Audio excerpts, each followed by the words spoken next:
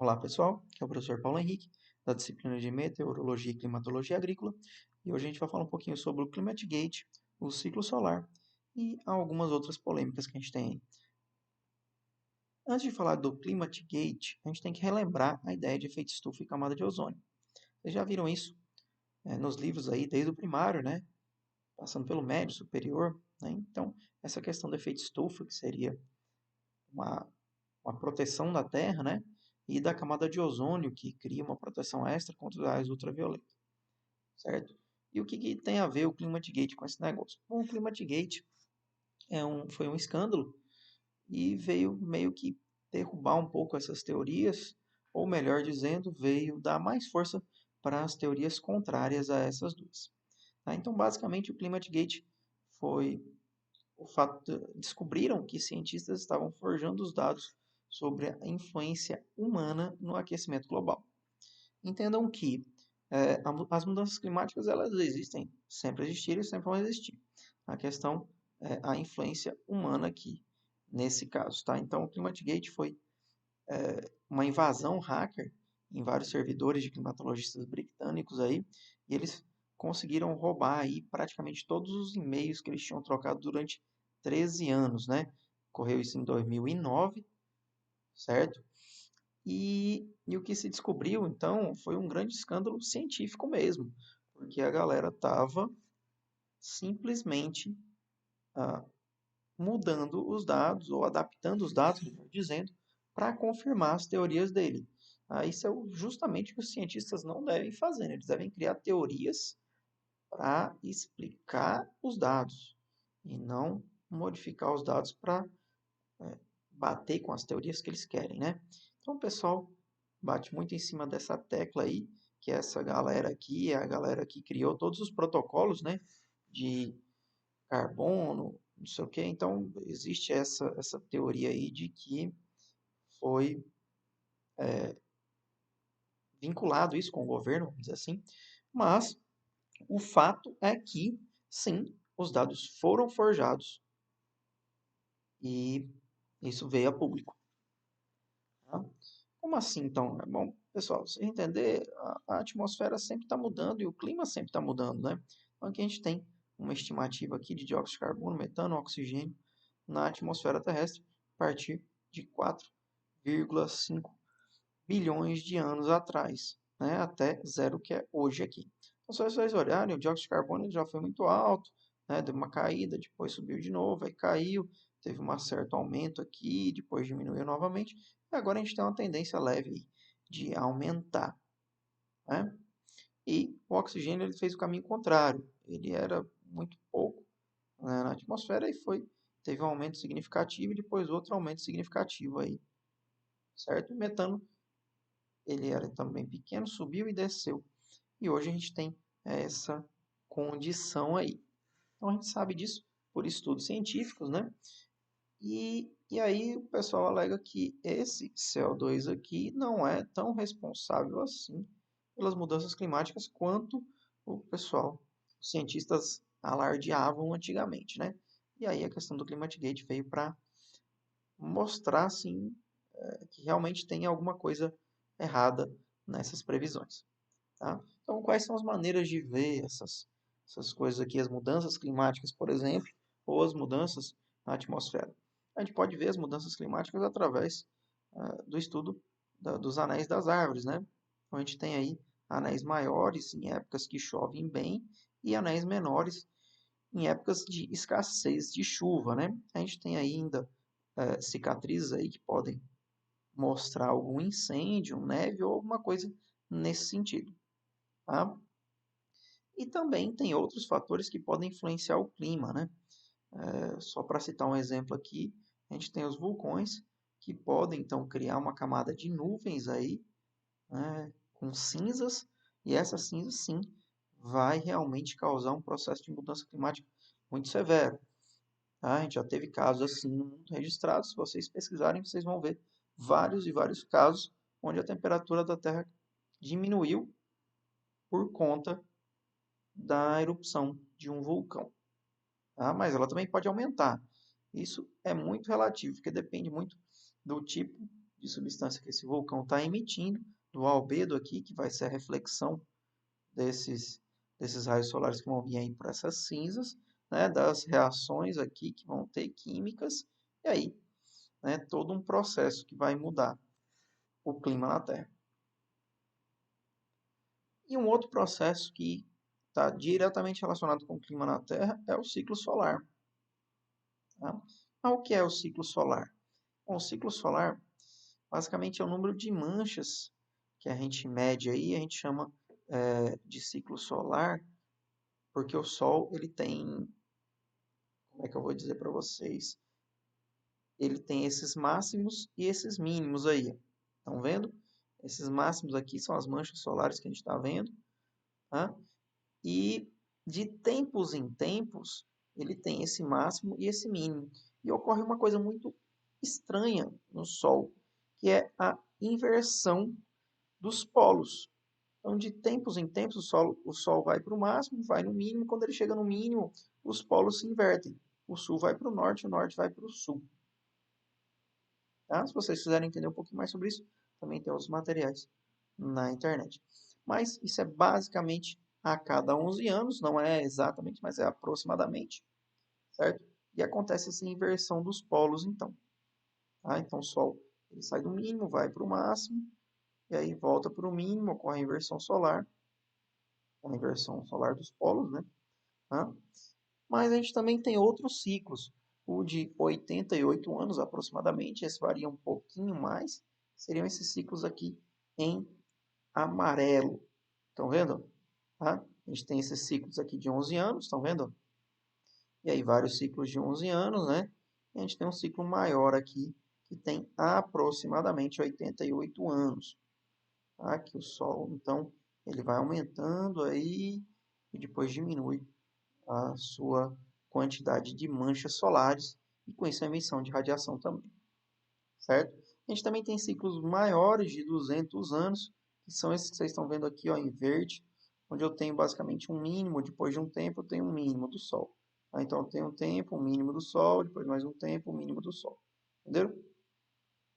E a gente também tem esses ciclos estimados em mais ou menos 2.400 anos, que são esses ciclos maiores aí, ó, tá? E aí já são os ciclos mais difíceis de ser medidos e mais duvidosos aí. Depende muito da estatística que você usa para conseguir fazer. Morrer esse ciclo ou não. Mas os ciclos de 11 anos e de aproximadamente 88 anos são bem claros para a gente. Tá? Como esses de 200 anos, onde a gente tem aproximadamente 200, tá, gente? Não é exato isso. Onde a gente tem esses mínimos. Vocês veem aí, ó. A gente tem uns mínimos, estão vendo? Esses mínimos aí, ó. Certo? Depois de um tempo, ó, eu tenho alguns mínimos. Ok? Então vamos lá tentar explicar um pouquinho melhor o que é esse ciclo solar. Bom, a gente já falou que a gente mede o ciclo solar pelo número de manchas aqui do Sol, né? A gente mede a atividade solar, melhor dizendo, pelo número de manchas solares. Tá? Então essas manchas solares elas variam muito, estão vendo aí? E a gente calcula uma média, né? E aí a gente traça um gráfico. Esse aqui é o gráfico do nosso 24º ciclo solar, que teve o fim agora em dezembro de 2019, e a gente começou o próximo ciclo aí, que deve ter um máximo em julho de 2025, depois começa a cair. O que é esse máximo? Esse máximo aqui, ó, tá, gente? Então, ele vai subir e depois vai cair, né? Então, o ciclo solar é esse aqui. As manchas solares, elas vão e voltam, né? Quanto maior a atividade do Sol aqui, quanto maior o número de manchas solares, maior a radiação que esse Sol emite para o resto dos outros planetas em volta dele. Tá? Para que vocês entendam melhor, esses ciclos começaram a ser medidos em 1749, aqui, ó, certo? Então a gente começou a medir o número de manchas solares, tá vendo? E aí a gente teve o nosso primeiro ciclo aqui, segundo, terceiro, quarto, estão entendendo? E assim por diante, até chegar no 24º, que é o que a gente está hoje, né? Tá? Então é por isso que a gente tem esse número aí de ciclos solares, é porque a gente começou a medir, a gente começou um no momento que a gente começou a medir. Tá? Se a gente tirar aqueles máximos e mínimos e traçar só a média, a gente vai ficar muito mais fácil da gente compreender aí, né? E aqui eu peguei para vocês só dos anos 1900 até o nosso último ciclo 24, que está descendo, né? Então vocês veem que aqui a gente tem aquele ciclo de 88 anos aproximadamente, lembram? Estão vendo? Tá? E aí, gente, a gente viu na outra figura antes, mas aqui para ficar mais claro, então esses ciclos de 88 anos, né? Esse aqui é o nosso último aqui, ó. Estão vendo? Ele está aqui, encerrou em 2019, né? E muitas pessoas acreditam que a gente vai ter um mínimo aí prolongado, né? Outros não, mas fica mais claro para vocês entenderem aí essa questão de ciclo solar, tá? Uma coisa importante, essa aqui é a nossa medição que a gente tem de dados do Sol, tá? E muita gente questiona essa questão de muito tempo, né? Ah, tem ciclos a cada 2.400 anos, tal. Por quê? Porque desse pequeno intervalo aqui, a gente fez uma previsão de muito tempo para os dois lados. E aí acaba ficando complicado você ter uma previsão correta, né, com pouquíssimos dados aí. Mas a gente tem algumas informações bem interessantes aqui dessa época, principalmente escrita em livros e tudo, então a gente sabe que teve algumas modificações aqui no clima que estão registradas em livros, tá? Então, é por isso que a gente tem dificuldade de prever o clima aqui, principalmente falando do ciclo solar, que é o que mais influencia o clima, né? E aí vem todo um trabalho, né, de a temperatura está aumentando da Terra. Vocês já viram isso várias vezes, né? Se a gente olhar aqui, vocês vão ver que ele bate mais ou menos com os nossos ciclos solares, tá? Ah, professor, mas aqui a gente já estava caindo no ciclo solar. Sim, realmente, já tinha caído aqui. E por isso que muitos pesquisadores dizem que a tendência agora é cair. Que a gente demora um tempinho, mas a ideia é que comece a cair agora. E a gente tem que esperar para ver o que vai acontecer, tá? Mas algumas pesquisas, elas têm que ser lidas com cuidado. Por exemplo, existe uma pesquisa que diz que a temperatura média, desculpa, gente, da Terra cresceu 1,02 graus Celsius desde o século XIX. Mas essa pesquisa, ela comparou a média das temperaturas registradas entre os anos 1850 e 1900 com a observada entre janeiro e dezembro de 2015. Ou seja, ela nem fechou o ano. Ela não avaliou um período de tempo, ela não levou em conta as manchas solares, ela não levou em conta um monte de coisa. Então, isso, é claro, surpreendeu os cientistas e aí atribuíram isso à ação humana e alguns fenômenos climáticos, como o El Niño.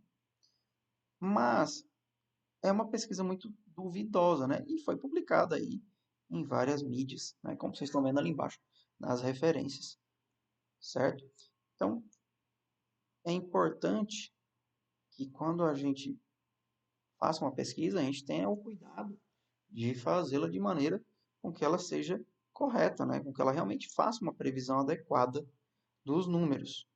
Tá? Porque senão pode gerar só pânico à toa. Eu não estou dizendo para vocês, gente, que é uma coisa ou outra. Eu estou apresentando, como eu apresentei na aula passada, né, a outra teoria, eu estou apresentando uma nova teoria para vocês e vocês vão escolher, quando quiserem, qual é a teoria que mais se adapta ao que vocês acham mais correto, o que mais representa a realidade. E aí, se a gente for olhar, se a gente prestar atenção aqui é aqueles dados lá, ó. Lembra que o pessoal falou que estava mais frio do que aqui? Pô, realmente, né? O número de manchas solares era bem menor, tá? Só para que vocês entendam. A gente tem que prestar atenção no que a gente está lendo também, né? E alguns pesquisadores, como eu disse, dizem que o novo ciclo solar é o prenúncio de uma pequena era do gelo, tá? Que é o caso do Jean-Pierre Rollin, aqui, ó. Os modelos apontam para um mínimo prolongado semelhante ao que aconteceu há alguns séculos atrás, quando não houve atividade. Não houve atividade, que ele quer dizer que houve pequena atividade, tá, gente? Não houve atividade, o Sol está sempre em atividade e o Sol é muito estável, tá? Do ponto de vista de uma estrela. E Então, ó, se vocês olharem aqui o ciclo 23, o ciclo 24, a gente está realmente descendo, né? E existe uma tendência, então, de ter um mínimo aí. O que é esse mínimo que ele falou? Esse mínimo de Maunder, aqui, ó, que ocorre entre 1630 e 1710, tá? Que seria isso aqui, ó. Mas esses dados aqui a gente não tem muito claros aí, mas a gente acredita que nesse período aqui houve uma diminuição realmente da atividade solar, já que a gente começou a medir mais ou menos por aqui, ó, né? Estão vendo aí, ó, as medições? Mas a gente também teve esse mínimo de Dalton aqui, ó. Então o Sol, apesar da gente conseguir fazer certas previsões dele ser mais ou menos cíclico, mas ele também tem esses dados aí bem aleatórios e imprevisíveis, tá? Então existem aí pessoas como esse rapaz aqui que diz que vai ter uma pequena era do gelo, e existem pessoas que dizem que vai continuar aumentando a temperatura porque o ciclo solar aí, ou as manchas solares não tem nada a ver com a temperatura na Terra, né? E aí, como estamos começando agora um novo ciclo, logo a gente vai ficar sabendo o que é que acontece.